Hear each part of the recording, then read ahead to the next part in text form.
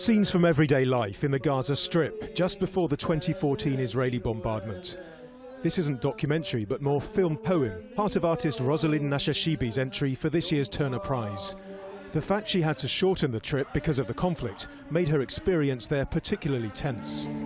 It's charged, but in a way which is like the opposite of fresh air. And that's why I called the film Electrical Gaza, because there is this charge, there is this energy which is exciting on the one hand, but absolutely dangerous and damaging as well. Work by the 4 shortlisted artists has been on show here at the Ferenc Art Gallery in Hull, viewed by almost 100,000 people. This year, artists over the age of 50 were eligible, and 2 made the cut. One of the biggest reactions has been to Hervin Anderson, born in Birmingham to Jamaican parents.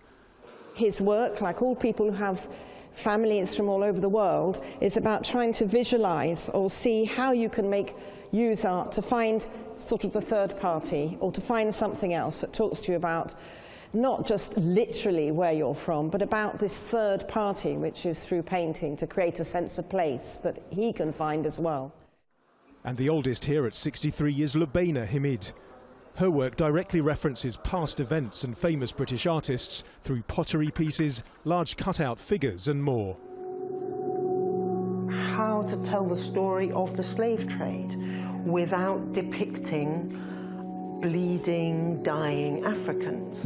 To highlight those sorts of huge questions about belonging, those huge questions about the contribution of the diasporan population to the richness and layering of European culture.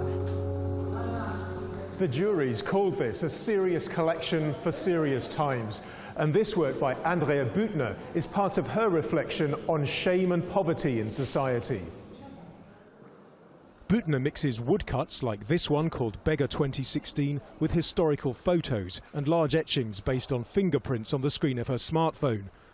And it seems mixing the personal and political could be a winning combination of this year's awards. Nadim, Al Jazeera, Hull.